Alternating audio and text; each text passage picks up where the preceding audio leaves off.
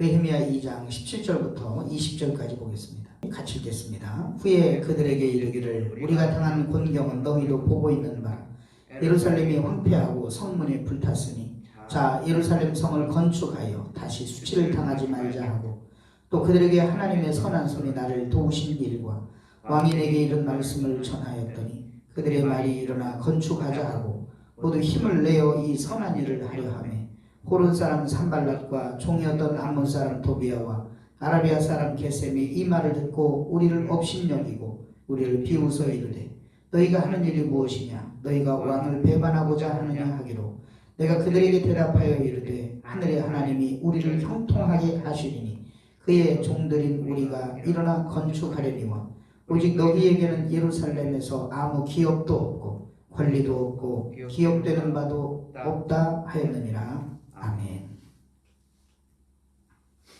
19절에 보면 호른 사람 산발락과 종이었던 암몬 사람 도비야와 아라비아 사람 게셈이 이 말을 듣고 우리를 업신여기고 우리를 비웃어 이르되 너희가 하는 일이 무엇이냐 너희가 왕을 배반하고자 하느냐 하기로 느헤미야가 이제 예루살렘에 와서 예루살렘을 부흥시키려고 하는 가장 첫 단추로 예루살렘 성벽을 재건하겠다고 하는 그런 포부를 밝히자 대적들이 아예 그 느헤미야의 그런 계획을 무산시키기 위해서 이제 공격을 하기 시작을 합니다.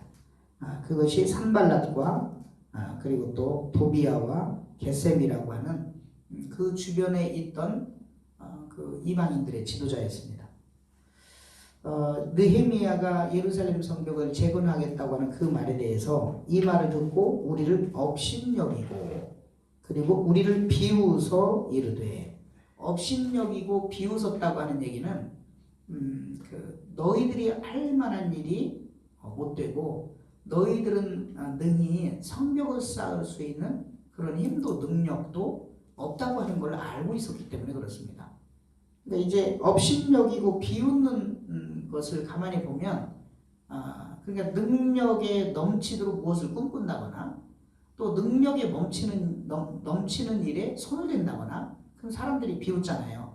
아이고 저 힘도 없는 사람이 능력도 없는 사람이 하면서 비웃는 거잖아요. 그러니까 비웃었다고 하는 것이 거기 모여 있었던 예루살렘 사람들 그리고 또 느헤미야가 와가지고 성벽을 재건하겠다고 하는데 너희들이 돈이 있니? 너희들이 능력이 있니? 너희들이 어떻게 성벽을 건축한단 말이냐? 건축을 하려면 거기는 많은 자원이 필요한데 너희는 그런 자원이 없지 않느냐라고 말하면서 비웃은 거예요. 업신여긴 거예요.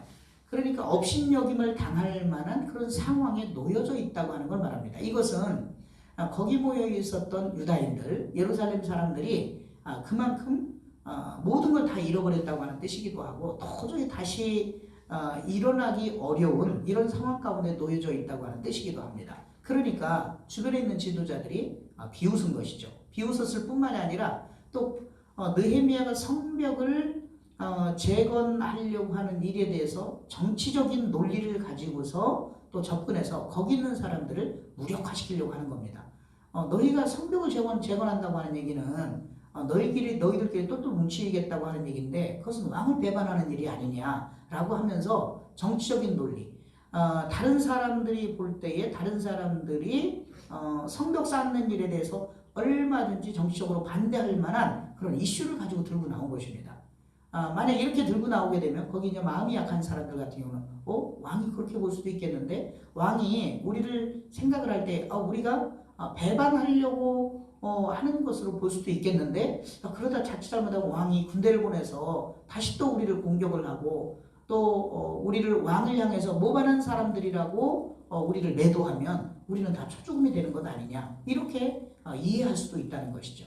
그러니까 정신적으로 그리고 또 자원이 없는 것을 바탕으로 해가지고 지금 느헤미야의 성벽 재건을 무산시키려고 하는 이런 의도를 가지고 이 반대하는 사람들이 지금 공격을 해오고 있다는 것이죠.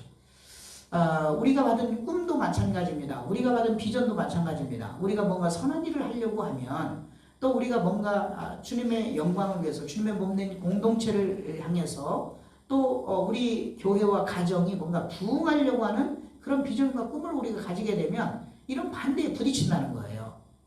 반대에 부딪히지 않는 성공자는 아무도 없습니다. 우리가 무엇인가를 꿈꾸고 우리가 무엇인가를 비전을 품고서 그 일을 이루어내려고 하다 보면 거기는 반드시 반대가 따릅니다. 자원에 대한 그런 공격도 있고요. 그러니까 우리가 무능하다는 거죠. 우리가 그것을 이룰 만한 힘이 없다는 우리 현실. 이게 존재한다는 거죠. 또 뿐만 아니라 정신적으로, 논리적으로 우리가 그 일을 이루는 것에 대한 이 반대급부적인 그런 논리나 또 우리가 뭔가를 하려고 하는 그것에 대한 이 정신적으로 우리를 약하게 만드는 그런 논리들이 있다는 거예요. 그래서 우리가 거기에 부딪히다 보면 거기에 부딪히고 우리의 비전이 더 튼실하지 못하면 우리의 비전이 더 확고하지 못하면 또 우리가 그것을 이루고자 하는 열망과 이 집중력, 이 몰입도가 약해버리면 그러면 그 환경이라고 하는 그 공격, 그 다음에 이제 주변 사람들의 비난, 또 우리가 무능하다고 여겨지는 그들의 말, 또 어떤 우리가 그것을 못할 수밖에 없는 합리적 이유, 정치적인 논리, 우리의 정신을 약하게 만드는 그런 여러 가지 이유들, 이런 것들을 가지고 우리를 공격을 하면 그걸 견디지 못하고 결국은 우리가 그것을 내려놓게 되죠. 포기하게 되죠. 그러면서 그 하나님이 우리에게 주신 그 꿈은 무산되는 것입니다. 자, 그러면 하나님이 우리에게 주신 그 꿈을 이루려면 어떻게 해야 될까요? 이루려면 우리 그 환경과 형편과 처지를 능가할 만한 그런 우리 내면에 확고부동한 더 이상 움직이지 않는 그런 확신이 우리에게 필요하다는 걸 우리에게 보여주는 거죠. 우리가 확신이 필요합니다. 하나님이 내게 주신 마음에 대한 확신, 하나님이 내게 주신 그 비전이 성취될 것이라고 하는 확신, 이 확신이 지금 아무것도 할 수 없는 그런 형편에 놓여져 있는 그런 환경을 능가하는 그리고 마침내 그 하나님의 꿈, 하나님의 비전, 그 비전을 이루어낼 수 있는 곳까지 가게 하는 원동력이 된다는 것이죠. 우리 환경을 능가하는 그런 확신. 또 주변에 있는 반대하는 입들이 있습니다. 반대하는 사람들의 입이 있고 논리가 있어요. 그리고 또 우리의 그 비전, 그 꿈을 이루지 못하게끔 정신적으로 우리를 약하게 만드는 그런 논리들이 있다는 거죠. 그런 합당한 이유들이 있다는 거죠. 그 합당한 이유들을 가지고 이렇게 나오게 될 때에 우리는 내가 가지고 있었던 그 꿈과 비전을 포기해버리는 경우가 많은데 그 정신적인 논리들, 합당한 이유들, 그것을 이룰 수 없다고 말하는 반대하는 그런 합당한 이유들을 충분히 능가할 수 있는 그런 확고부동한 하나님의 비전과 꿈이 있을 때에 그런 반대를 다 이겨내고 마침내 하나님의 비전, 하나님의 꿈을 성취해낼 수가 있는 것이죠. 그러므로 하나님이 내게 주신 마음을 잘 붙드는 것이 중요하고 그 하나님이 내게 주신 마음, 여기 본문에서는 하나님이 느헤미야에게 주신 마음이 있었잖아요. 하나님이 느헤미야에게 주신 그 마음을 느헤미야가 확고부동하게 그것을 붙잡고서 이루어낼 수 있다고 하는 그런 확신을 가지고서 느헤미야가 나갈 때에 그럴 때 모든 반대들을 이겨내고 모든 그 재정적인 열악, 환경적인 열악함을 다 이겨내고서 마침내 하나님이 느헤미야에게 주셨던 그 마음, 예루살렘을 위하여 내가 무엇을 할 것인지 하나님께서 주셨던 그 마음을 붙잡고 그리고 마침내 그 마음을 성취해내는 것이죠. 하나님께서 저와 여러분들에게 그것을 원한다고 믿습니다. 하나님께서 저와 여러분들에게 주신 마음이 있습니다. 하나님이 특별히 하나님의 나라와 영광을 위해서 주신 마음이 있습니다. 또 주님의 몸된 교회 공동체를 위하여 주신 마음이 있습니다. 그 마음이 성취되려면 주변에 여러 그 환경들을 이겨낼 수 있는 확신이 필요한 거예요. 그 다음에 주변에 여러 그것을 이룰 수 없다고 말하는 여러 가지 이유들을 능가할 수 있는 확신이 필요한 거예요.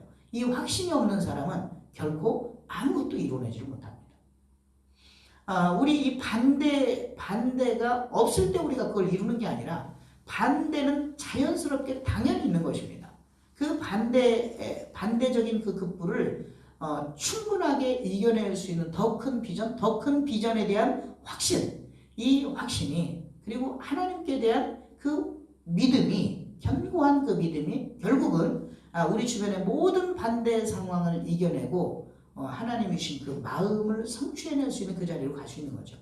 사랑하는 성도 여러분, 여러분에게 하나님께서 주신 그 마음을 내가 반드시 성취하겠다고 하는 그런 확신 있는 그 하나님이 주신 마음이 여러분에게 있습니까?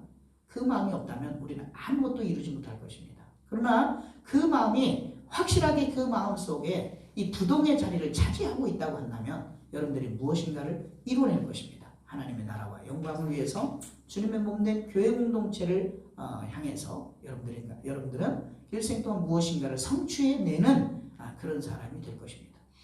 느헤미야에게 있었던 하나님께서 느헤미야에게 주셨던 그 마음에 대한 확신, 이 확신을 소유하는, 그리고 또 주님이 주신 그 마음을 성취하는 그 자리로 나아가는 우리 성도님들이 다 되시기를 예수님의 이름으로 축복합니다. 기도하겠습니다. 하나님 아버지 감사합니다.